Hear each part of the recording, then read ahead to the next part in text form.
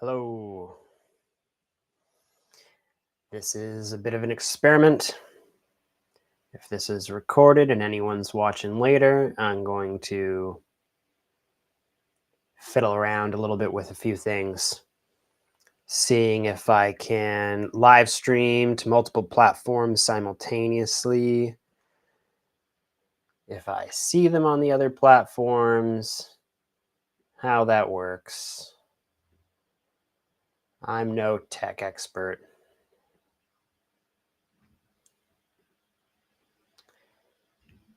But if anybody happens to hop on,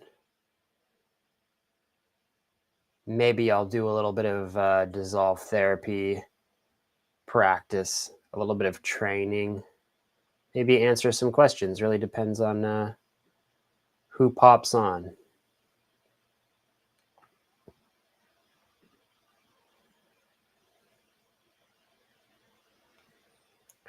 This is random and unscheduled, so I don't expect a ton of response. But what I might be doing soon is I might be regularly scheduling a couple of these live streams once every week or two to help shape the content for my YouTube channel, to help have some more interactive content. Hello. I cannot read your name. If you wanted to tell me your name, some way to refer to you, it looks like raw Hebrew, some sort of Hebrew. But if you have questions about the dissolve therapy stuff that I do or dissolve yoga, go for it. And all of these either random or scheduled live streams that I will do here, I'm going to refer everyone to my school community, because my more structured classes that I'll be doing and any of the free and or paid tiers of content that I have, it's all going to be on there. But I will be doing this sort of invitational, or Nader, nice to know, how you doing? I will be doing some of these as sort of either for Q&A or for teaching purposes, just to explore some of the principles in a more casual way. Have a good time. If you have a question, let me know in the chat. But yeah, this is just me hopping on. I'll be on for a little bit, maybe half an hour. We'll see how it goes. If a bunch of people happen to hop on, I know it's an odd time. I happened to have a little chunk of time in the middle of my day, so usually if I were to schedule these, they'd probably be for the evening, Pacific time. I'm in Pacific time, but I'm checking out a bit of an angle and some lighting and some tech stuff to see if I can have a regular online class going here. And then between online classes, I might do some of these live streams. And yeah, Nader, if you have a question, feel free to drop it in there. I'm looking around at all of this stuff for a moment, all the options, seeing where the lives pop up.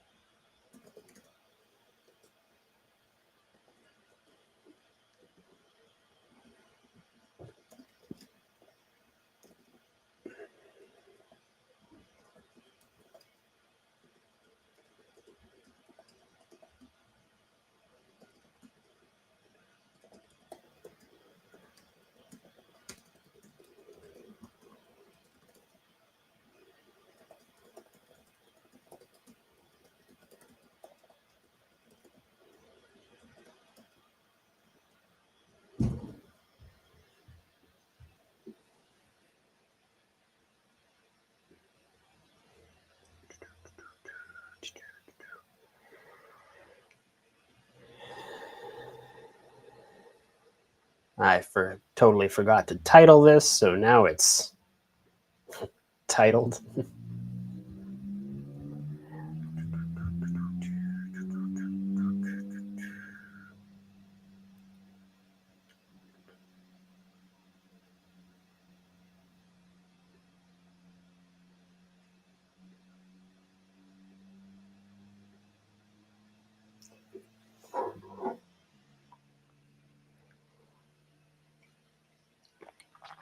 Also seeing where I get comments coming in.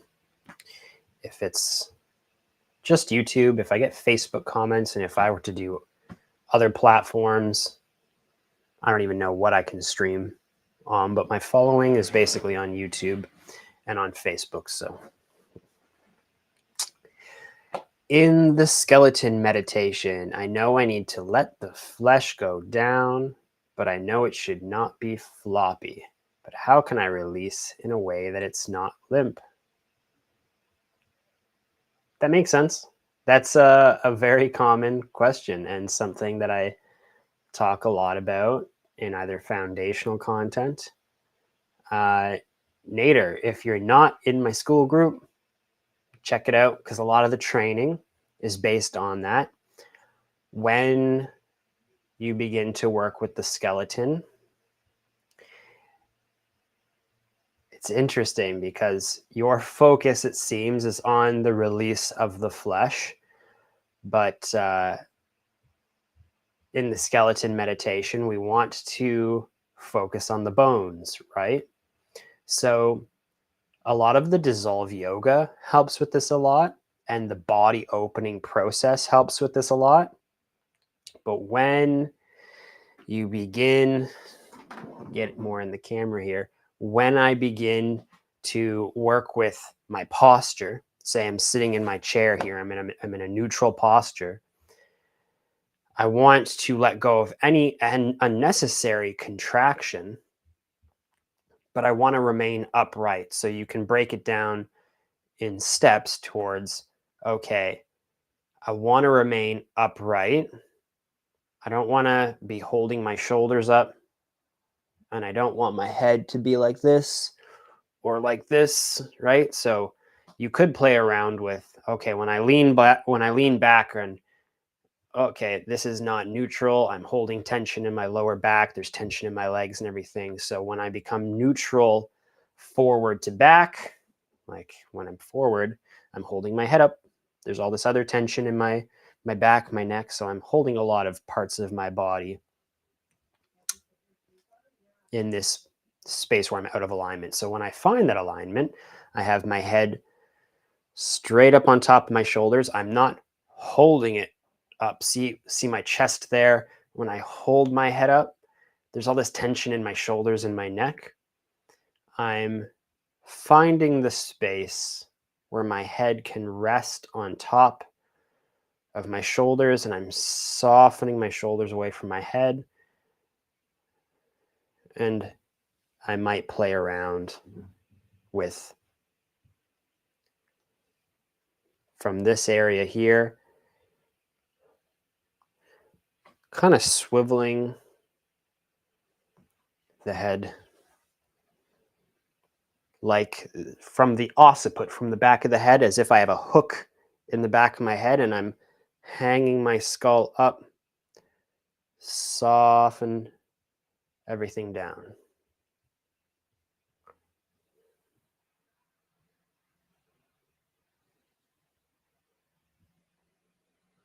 The type of release you'd find here is like a prerequisite to song. Like you cannot song without having this foundational separation of the flesh and the bone. And what I was saying there, you would continue through your structure, releasing all of the excess contraction without collapsing.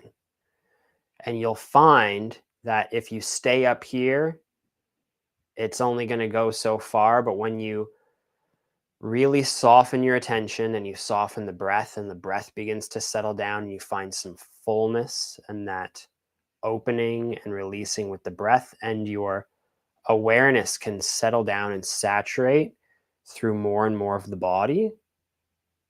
Listening, right? You want to listen more and more throughout the body, allow the awareness to melt inwards. And I find that it helps to recognize the stability of my waist if I'm sitting, or my feet if I was standing on the seat, and that uprightness comes from that stability. So I'm releasing down and finding that uprightness.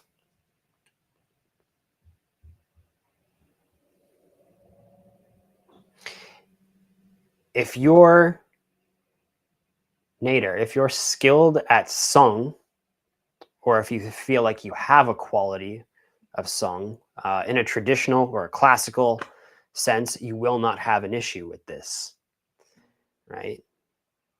It's not as active as trying to song and mobilize the flesh off the bone, but we are creating this quality of deep listening in the mind, and this penetrating inwards, this softening inwards as the mind releases excess contraction. So the mind becomes expansive, right? If the mind is overly focused, trying too hard, it kind of does this. It's like, I got to relax my shoulder. I got to relax my shoulder. And you can only do so much. We want to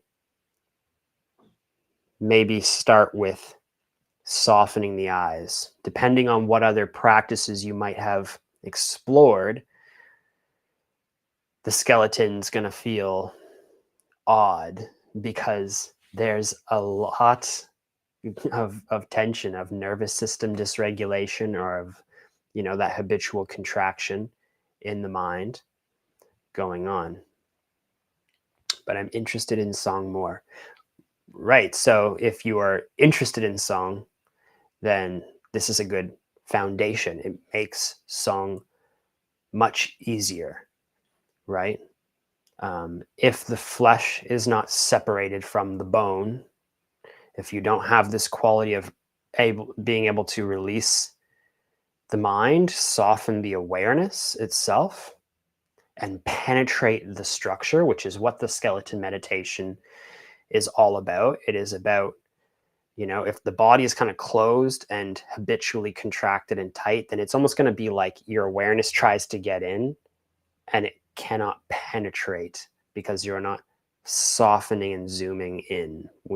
In dissolve therapy, we talk about softening and zooming in, softening the way you're perceiving, softening the awareness, and allowing it to penetrate the structure. So you're looking for a tangible, felt sense quality of knowing, having the mind like penetrate the bones. And we might start with the skin, we might start with the eyes, we might start with the breath to allow us to move inwards. But once we begin moving inwards, we can recognize that the body becomes transparent to our attention, and that we can begin to rest the mind on the bones. And you find the bones in a place that works for you. It might be the cheekbones here. It might be the collarbones. Right? For me right now in this moment, my collarbones are very apparent. And because the bones aren't full of fascia and nerves, the bones don't hold a lot of tension and activity. The bones are quite constant, right? Compared to the sensitivity and the sort of movement, that the activity within the flesh, the nervous system, the circulatory system, all that stuff. You want to allow the attention to rest inwards and rest into the bones, soak into the bones. But stepping back from intention, we can't really get in there with intention. Again, the mind, if it's intending to do this, the mind is going, okay, I gotta feel that bone, I gotta feel the bone, and it'll just get kicked out. It'll just go, but like it'll kind of bounce back out. So when we use that word listening, when I talk about softening the attention, we're stepping back from intention. And I tend to not use the word focus, because when people have that idea of focusing or concentration, I know that word is used in Buddhism particularly, and in some mindfulness stuff. But I often talk about resting the attention. I would begin to contemplate resting the attention inwards and resting the attention on the bones, on the structure, finding my way inwards. At first, maybe I focus on the skin. I begin to breathe in a way where I'm finding that quality of opening and releasing with the breath. When I inhale, there's an opening and there's this inward pull, and it guides my awareness inwards, right? And we're enjoying that. When we enjoy that process of softening, as I'm softening my eyes, my jaw, my tongue, all the flesh around my head, as I soften the flesh, there's this increasing contrast in my awareness between the flesh and the bone. As the flesh settles down, as I become aware that my flesh is pulled by gravity, with every inhale, with that opening, there's this opening of the abdomen. But the more we work with the body opening process and we soften the flesh, allow it to become more hydrated, more elastic, we create space in the structure. For instance, my arm here, if I slide this bone, I'm not trying to stretch my muscles. I'm not trying to stretch my fascia. I am soaking my mind inwards till I find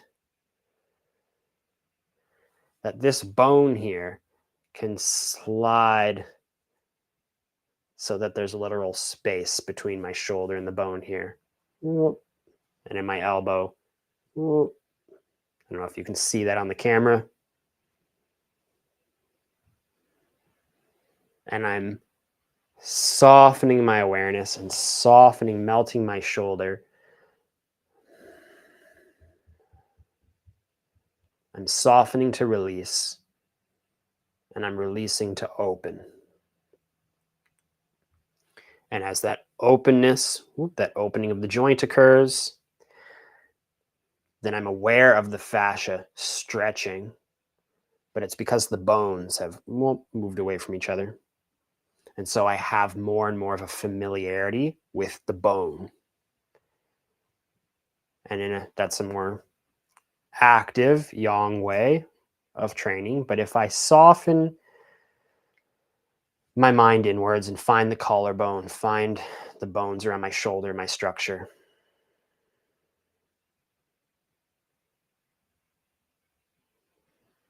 then eventually I will find the quality of my bones. I still don't understand how I can soak my mind in. So here we talk about location. Sometimes I mention to people, don't mind me while I check my things. Cool.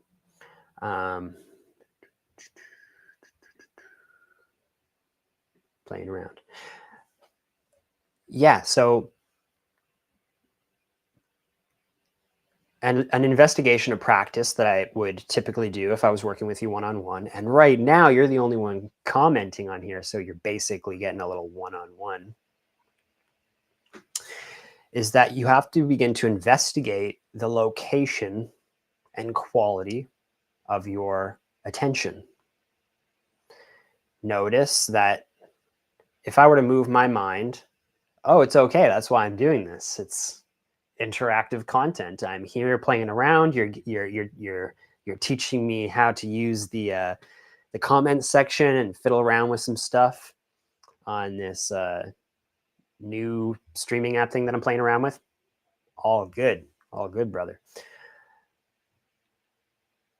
But you want to notice that, like, if I begin to feel my hand,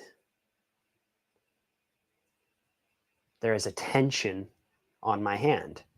If I begin to move my shoulders and just pay attention to my shoulders, there is a tension in my shoulders.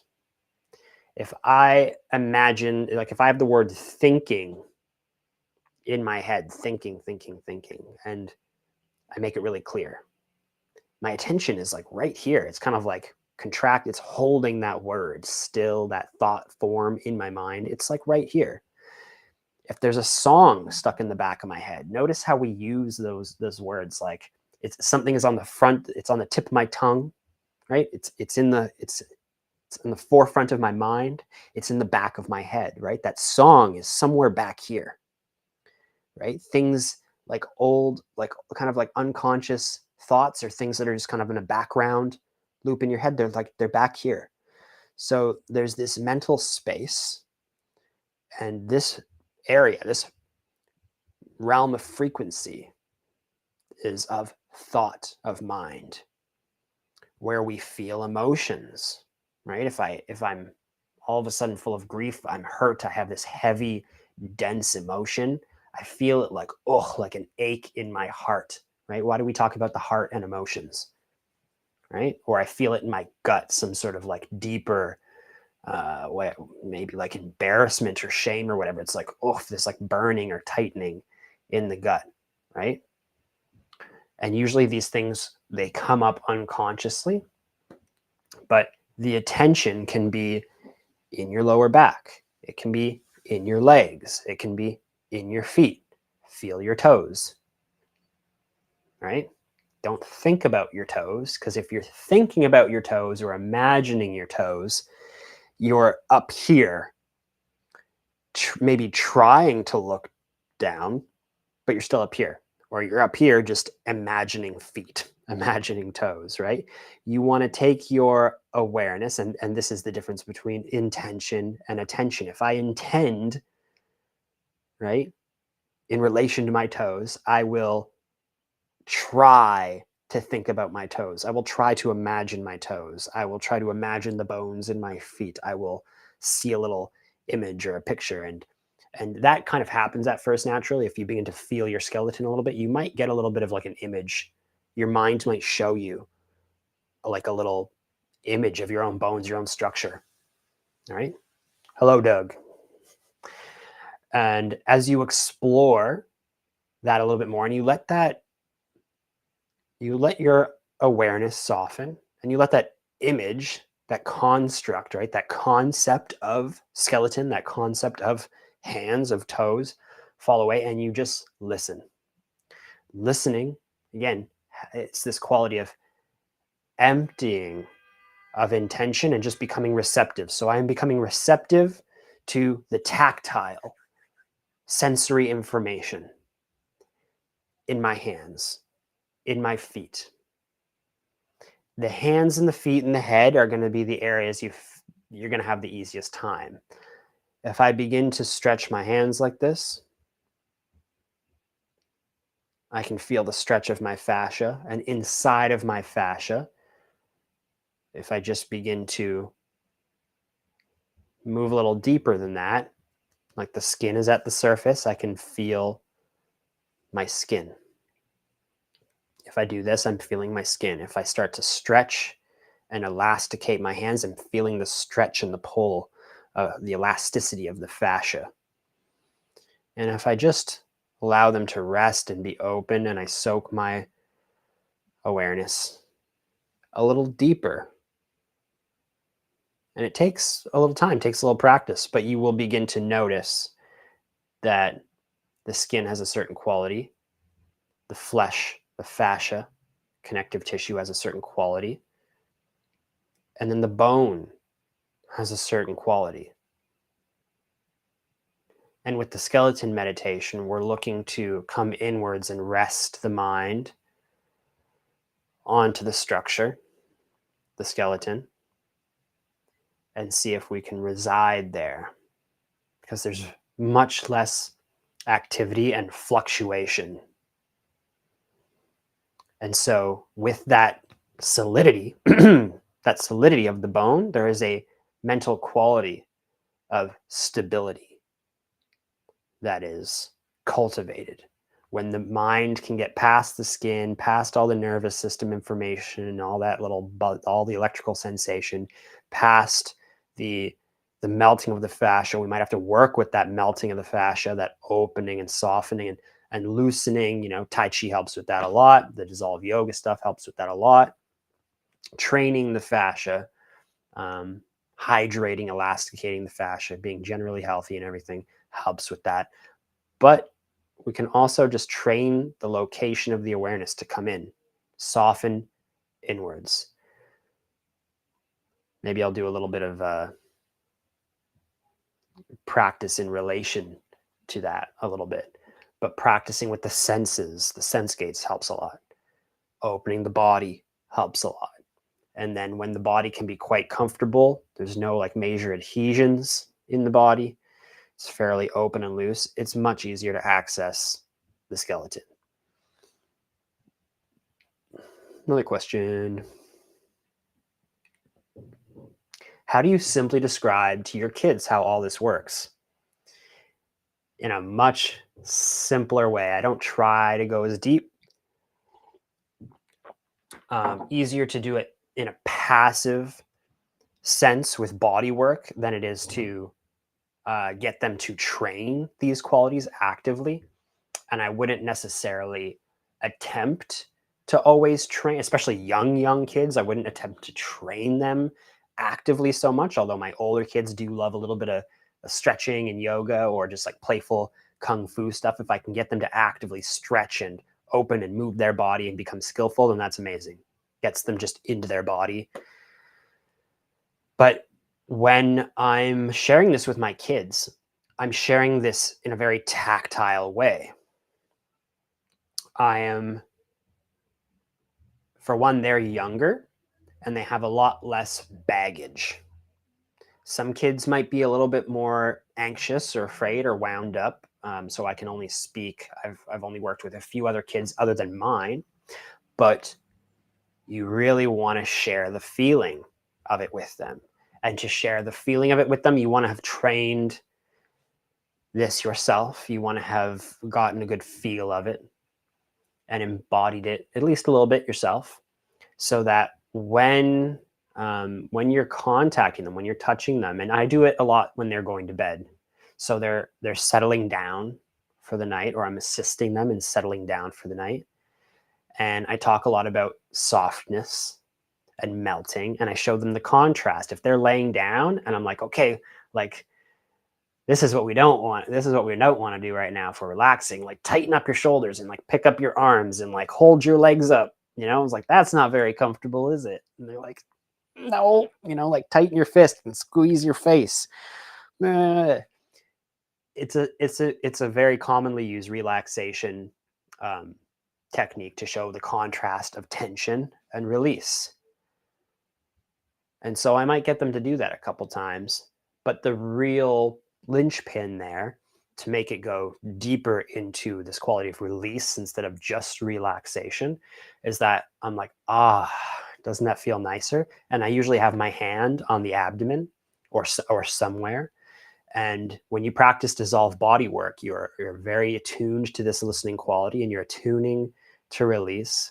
So I have my hand here somewhere. And as I'm releasing, as I'm sliding my bones through the flesh to create the pressure, I'm not just pushing into them because that's not comfortable, right? I'm trying to force something to happen or trying to push muscles and tissues around. I'm sliding my bones through the flesh and I'm soaking inwards. And something in them softens, melts. And I try to give them the same cue, the same awareness as I would if I'm doing body work on anyone. I'm like, feel that? It feels nice. Doesn't that feel nice? And they're just like, yeah. And I don't need to do that too much more than that. By that time, they're already like on their way to passing out. uh, if they were a little bit more riled up, I might need to like wrap them up in some pressure or whatever. But it's like I'm sharing this with them through connection. And I might use the term somatic modeling. Um, like kids can feel how your nervous system is unconsciously. So if you're trying to get them to relax, their nervous system is just going to be modeling like you being a little stressed about it or whatever. If you're really releasing, their nervous system is going to begin to model that and go in that direction. On any given day, it might be a little easier, a little harder, depending on how riled up they are, if their grandparents gave them some extra sugar or something like that, or if they had a little bit of worry or some fear or something, or if they woke up from a nightmare or something like that. But generally, it's more of a smooth and simple path with a kid. They have a lot less baggage. They've been around not so long, right? Um, and so it's really that quality of softening. I try not to use too many analogies with them because they will start like imagining and thinking about stuff. But I have made the analogy at times like melting like ice cream because it's fun, like getting really soft and really melty, like your ice cream melting in the sun. But I always am giving them that tactile feedback, and I'm leading their attention because I'm in contact with their body and because I'm allowing their breath to become very settled and regulated. And I might be moving towards the rib cage and the eyes. I'm making sure I'm feeling them really soften, really release. Right. And it's very much in like a playful sort of way. Anything that I say to them about it, I don't want to lead them into thinking about it too much. I just want to let them feel it. It's the most important part. And it will melt into their unconscious that that is an option. My oldest girl, I try to do this more on the younger ones because they've been around less time, and I try to help them instill this. She's so good at getting to sleep now. It's like a couple little do. I push a few little buttons, and she's wow, on her way. The younger ones enjoy, but they might need a little bit more attention to that process. Hope that all works. And yeah, if we were doing it in more of an active practice, it's really playful, and I'm not trying to go super deep with them. I'm just trying to reorient their attention towards not not this, this, and then doing a little stretching, a little opening, or doing a little bit of yoga, or playing around with certain exercises. There's this stretchy quality. If we can feel like our arms are like elastic bands, or we can become really, really soft and quiet and notice the breath coming in and out. And because I'm modeling that for them in those moments, it tends to pull people into alignment. Again, somatic modeling, our nervous systems mirror one another. So a lot of that teaching is sort of like through transmission, you could say. There's a transmission that occurs. See you, Nader. Take care. Thanks for joining in. And yeah, that's really all there is to it for kids. And if they got super in the zone and they were really, really in that space, then maybe I can go a little further with them. Maybe I could talk about a few other little aspects of it. But yeah, that's it. I think I did not miss any questions. Yeah, I'm going to check on how this is showing up in. Yeah, it pops up there. Interesting.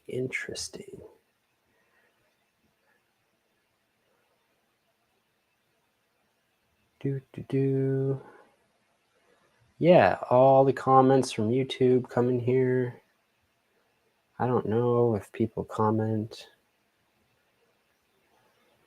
on Facebook if it comes in. Cool. Well,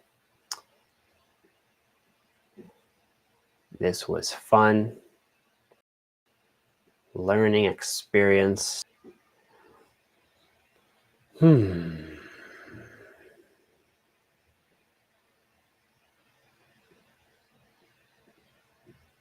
not sure if Facebook comments come through on here or not.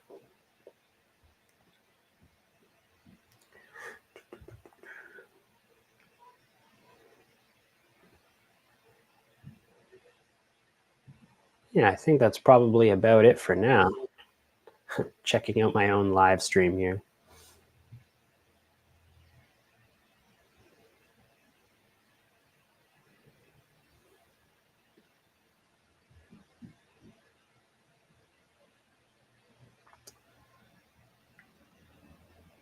If anyone else that's checking this out has a question, now's the time. I will probably hop off soon. Once again, I go into a lot more of the practical stuff and the different methods of training on my school community. The Art of Release on the school platform.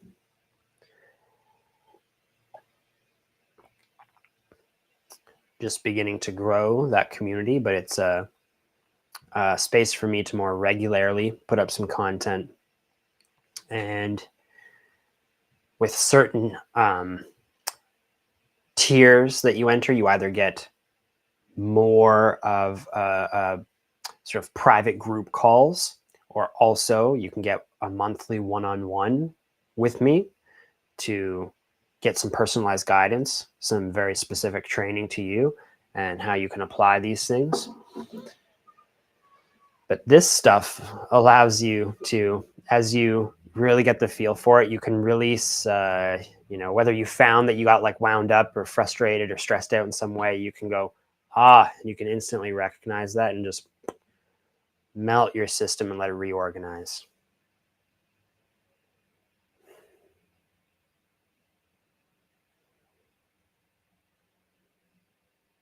And just let it,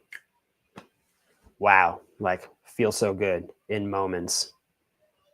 And then if you want, you can just go deeper. You can absorb into that process and allow yourself to come into more and more of a state of meditation where, like, when I release in that way, the mind is not thinking. If you ever want to stop overthinking and learn how to have a very stable, calm, quiet, receptive mind, be able to become able to deeply listen to others, enhance or deepen your own body work or your yoga training. We have a whole dissolve yoga process to apply this to classical hatha yoga postures, which is a lot of fun. It's really good. We have ways to work with the breath, ways to cultivate mental qualities, which bring a ton of radiance and warmth, peace, joy to the mind, just create a lot of bliss, a lot of deep contentment and ease. And we try to release in this way under pressure, right? When we get into the dissolve yoga, we do some standing practice. It's like its own foundational form of gung fu, right? We are training the body to release in this way. How do I spend much of my time? Meaning, what do I do in my spare time, or do I do this in my spare time? I've done a lot of landscaping, a lot of different forms of work, but I am moving into doing a lot of coaching and training in this way and trying to, establish and trailblaze a little bit this dissolve therapy method locally and online. That's what I'm up to right now.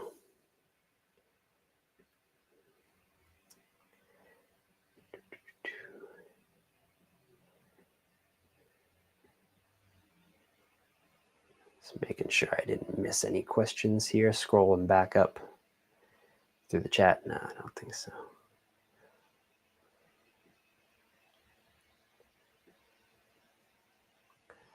Okay.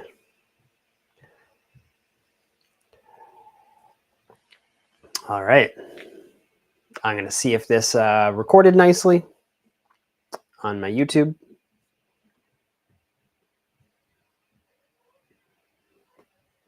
And on my Facebook.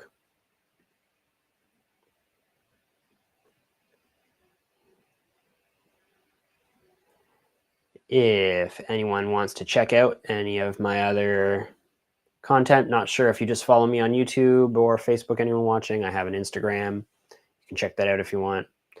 I don't do much on TikTok, but you can follow me there if you feel like it. Vine of Life Alchemy on Instagram, Jordan Lavigne on TikTok. Yeah,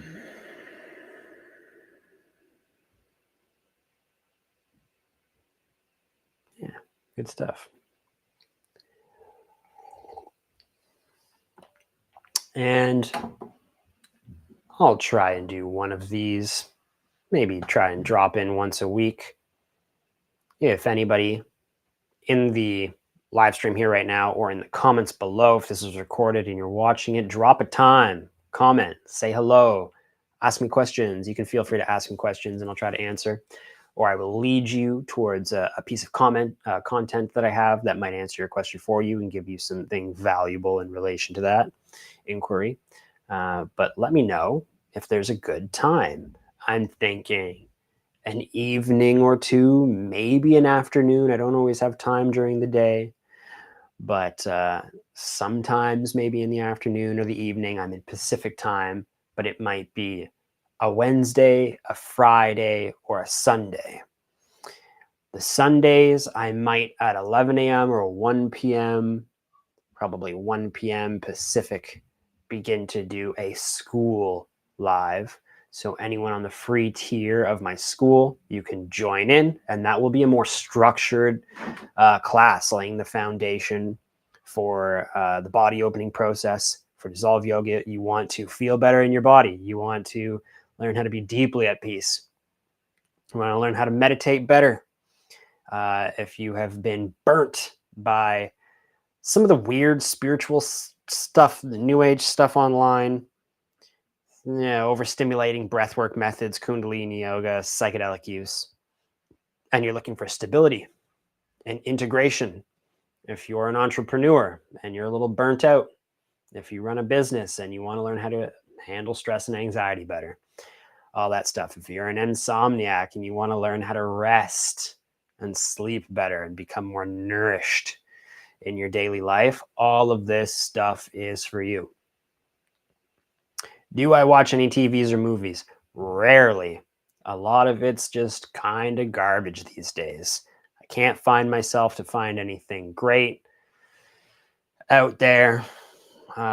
Once in a while, there might be some podcasts or some, I don't know, something like classic animated. There's some fun, there's some comedy. If I want to relax with the wife and watch something once in a while, we do that. But generally, I'm tinkering away with this stuff, and I'm training, and I'm meditating. I have 4 kids, so I don't have a lot of free time, right? So part of this training I do is not being too stressed about that. If you don't have free time, you're trying to rest in activity. And yeah, I can't name a show that I'm into. I love the Lord of the Rings movies. I was a big fan of Tolkien when I was younger. The new show is not that amazing, but maybe if I were to say that I have a guilty pleasure on the media front, it would be like something solid in the fantasy realm, or something like epic feeling, lots of nature and lots of space. If I'm going to watch something, it's got to feel spacious and epic, but yeah, a lot of media is lackluster to me. So I like to educate myself. A lot of the time, if it's any media I'm taking in, it's someone who I appreciate their work or it's valuable to me. I love learning, right? So I'm always soaking in whatever's valuable to my journey, learning about business, learning about self-development, learning more about what I do.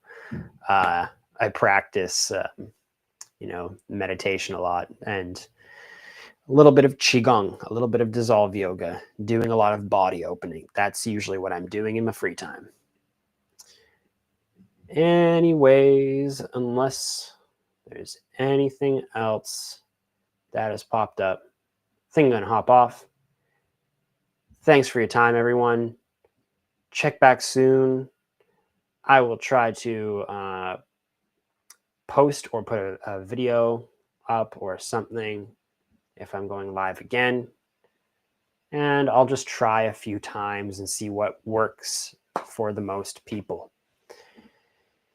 Take care and enjoy your day or your evening.